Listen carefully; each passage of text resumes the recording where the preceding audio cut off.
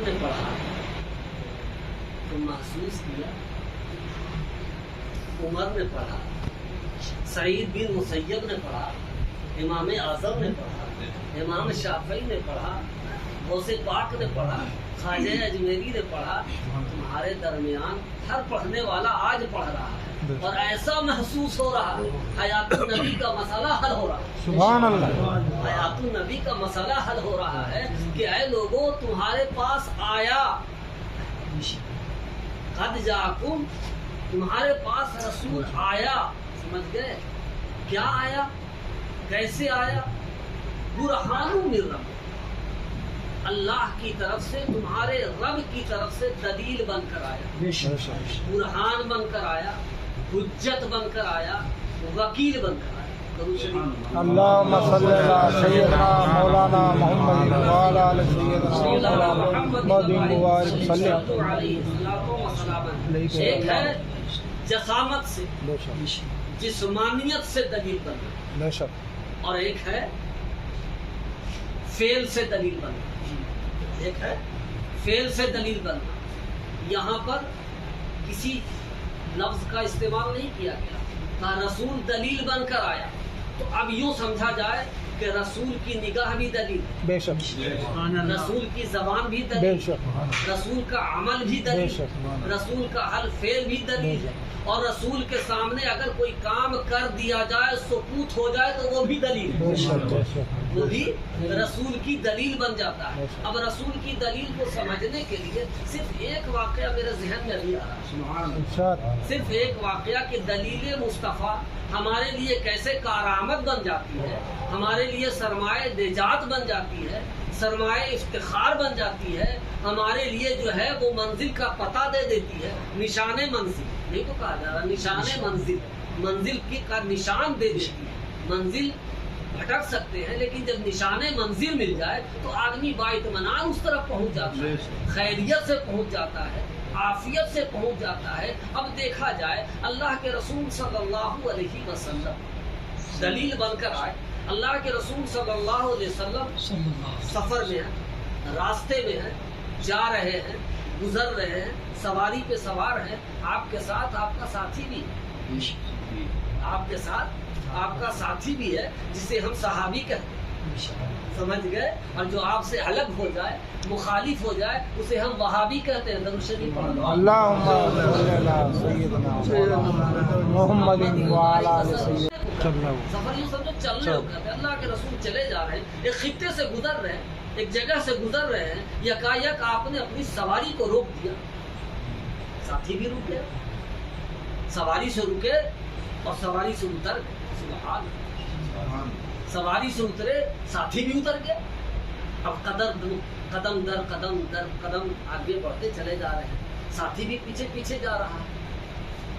اس کے بعد دو نشان قبر نظر آئے، کیا ہے نظر؟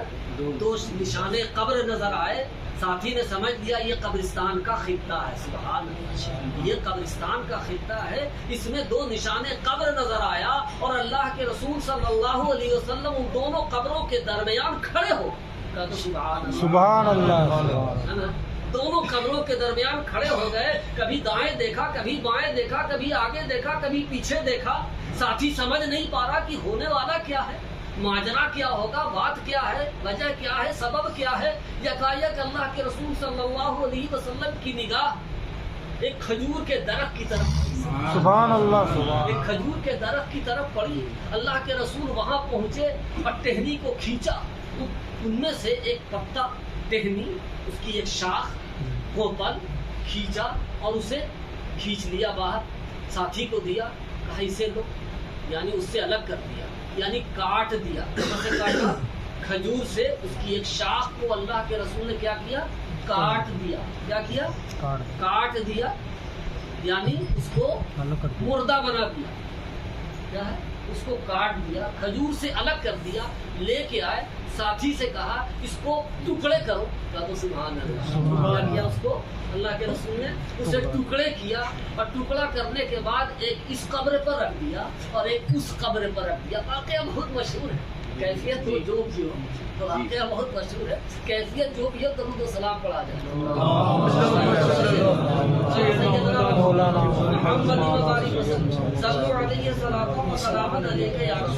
साथी ने कहा या रसूलल्लाह सल्लल्लाहु अलैहि वसल्लम ये माजरा क्या है, ये वाकया क्या है?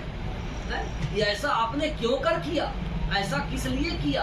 उससे पहले न उसने देखा था, न समझा था, न जाना था। कहा ये अजीबो गरीब वाकया है कि टहनी तोड़ ली आपने, दरख्त से एक जो है शाख निकाल लिया आपने, आप अलग कर लिया और उसके बाद इससे दो टुकड़े करवा दिया, इस पे रख दिया और इस पे रख दिया। कहा जानते हो ये है क्या? कहा ये खजूर की टहनी है, रख दो। अल्लाह कहा कि ये जिंदा है या मुर्दा? कहा जिंदा है। हरी है, ताज़ा है? कहा ये जिंदा है, इसके अंदर जिंदगी है। क्या है?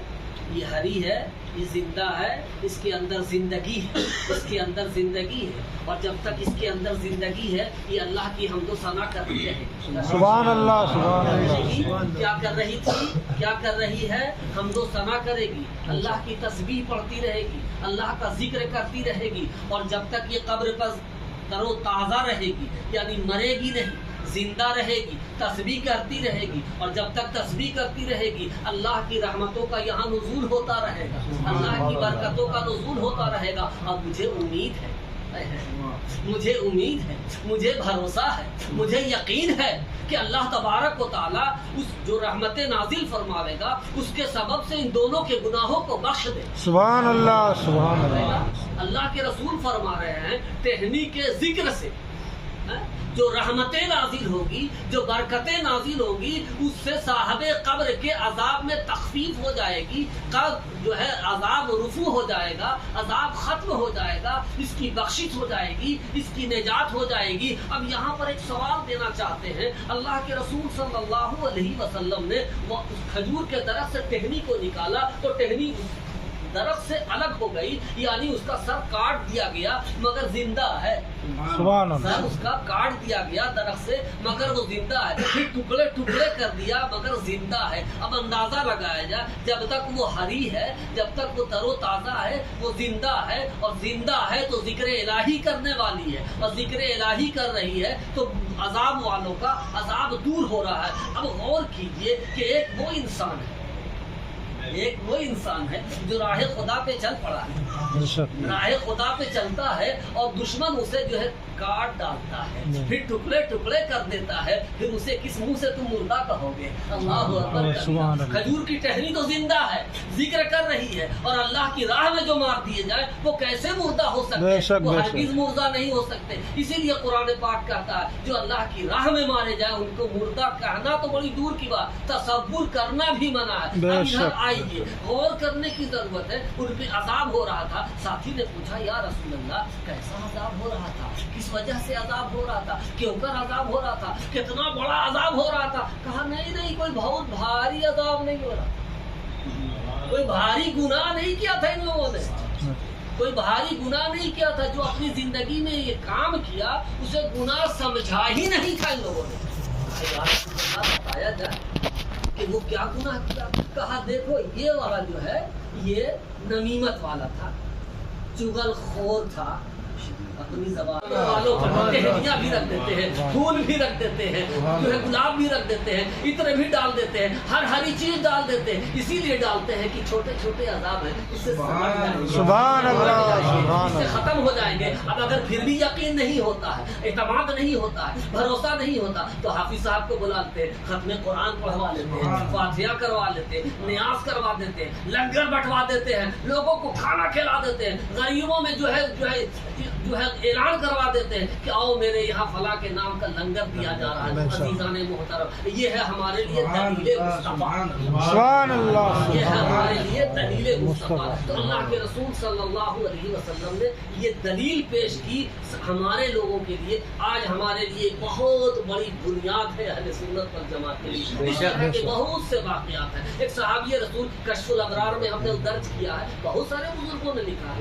कश्फुल अबरार में दर्ज किया है। एक صحابی پہنچے، کہا یا رسول اللہ صلی اللہ علیہ وسلم میری ماں انتقال کر گئی لیکن اسے وقت نہیں ملا۔ کہا تو سبحان اللہ، سبحان اللہ، اسے وقت نہیں ملا۔ کہا اگر ملتا تو کیا کرتی؟ اگر ملتا، اسے وقت ملتا نصیحت کرنے کا، وصیت کرنے کا، کچھ کہنے کا، یعنی یکا یک ہارٹ اٹیک ہو گیا، یوں کہہ لیا جائے آج کے زمانے میں ہارٹ اٹیک آ گیا، یکا یک انتقال ہو گئی، اگر اسے وقت ملتا تو کیا کرتی؟ کہا یا رسول اللہ ضرور صدقہ کرتی۔ سبحان اللہ، ضرور وہ صدقہ کرتی میری ماں، ہم اپنی ماں کو جانتے ہیں، وہ ضرور صدقہ کرتی، وہ ضرور خیرات کرتی، وہ ضرور اللہ کی راہ میں کچھ لٹاتی، ضرور غریبوں کو دیتی، ضرور مسکینوں کو دیتی۔ سبحان اللہ۔ کہا تم چاہتے کیا ہو؟ تم چاہتے کیا ہو؟ کہا یا رسول اللہ ہم چاہتے ہیں کہ اپنی ماں کے نام سے ہم کچھ صدقہ کریں، ماں کے نام پہ کچھ صدقہ کریں، کچھ غریبوں کو دے لینے، تو کیا میری ماں کو اس کا ثواب پہنچے گا؟ کہا دیتے رہو، اس کو ملتا رہے گا۔ سبحان اللہ، دیتے رہو، فائدہ پہنچتا رہے گا، دیتے رہو، ملتا رہے گا۔ تم جس قدر دیتے رہو گے اس قدر اس کو پہنچتا رہے گا، اور تمہاری نیکی میں کمی بھی نہ آئے گی۔ سبحان اللہ، تمہاری نیکی میں کمی بھی نہیں آئے گی، تمہارے ثواب میں کوئی کمی بھی نہیں آئے گی۔ ابھی جگنو کے یہاں ایک شخص آ گئے، سفر کے متعلق بات آ گئی، وہاں نماز کی بات آ گئی۔ ہم نے کہا بھیا سفر میں بہت سے لوگ کنجوسی کرتے ہیں، عبادت کرتے ہوئے نفل نفل چھوڑ دیتے ہیں۔ ہم نے کہا جیسے خواجہ صاحب کے یہاں گئے، بڑے پیر صاحب کے یہاں کوئی جا رہا ہے، کوئی مدینۃ رسول اللہ صاحب صلاۃ والسلام میں جا رہا ہے، جو ہے مخدوم الہی کی بارگاہ میں جا رہا ہے، جو ہے کوئی گلیئر شریف جا رہا ہے۔ ہم نے کہا بھائی وہاں جو موقع ملے تو کم سے کم روزانہ نفل الگ سے پڑھ لیا، وقت والی پڑھ لو،